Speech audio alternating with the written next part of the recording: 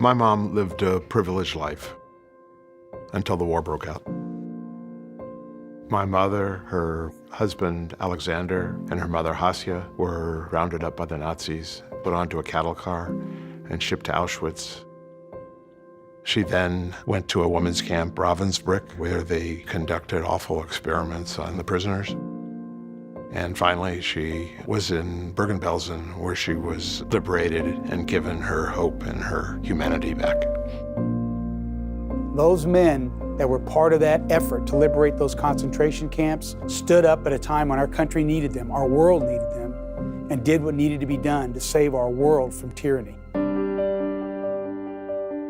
The Corps of Cadets began when Texas A&M opened its doors in 1876. So the Corps has been around for almost 142 years now, and that's something we take great pride in. We have a long, proud military tradition here at Texas A&M. A&M in World War II, we sent quite a few Aggies, 20,229 to World War II. And of those, 14,123 were officers, which was more than the combined totals of any of the military academies and more than 3 times any of the other senior military schools. When you think about more than 20,000 Aggies having served in World War II, that is clearly evident with respect to the kind of value that Aggies place on doing the right thing. And I think we've seen it in service prior to World War II, and we've certainly seen it in service post as we continue to see Aggies at war. My dad was at A&M in the early 40s. He was a cadet. When he graduated, he was sent off to basic training, and then he was sent to Germany. In the middle of a skirmish one time, mortars were coming down on him, and the guy next to him had his A&M ring on, and my dad had his on, and they got to know each other in the middle of a battle. There was an immediate bond. The Corps of Cadets is seen by many at Texas A&M as being the heartbeat, the soul of the university. And the Corps, quite frankly, takes great pride in calling themselves the keepers of the spirit and the guardians of tradition. The Aggie spirit is respect, excellence, leadership, loyalty, integrity, selfless service, are what are ingrained in A&M students from the time they're freshmen until the time they leave. I think it aligns with the mission of the Holocaust Museum because of the respect for other human beings.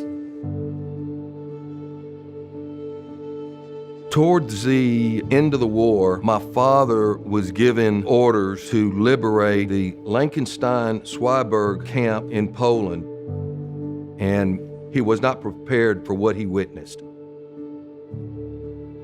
Some of our Aggies who responded first to some of the concentration camps found many dead. People and individuals who were not able to raise their hands and head, who were needing assistance and help.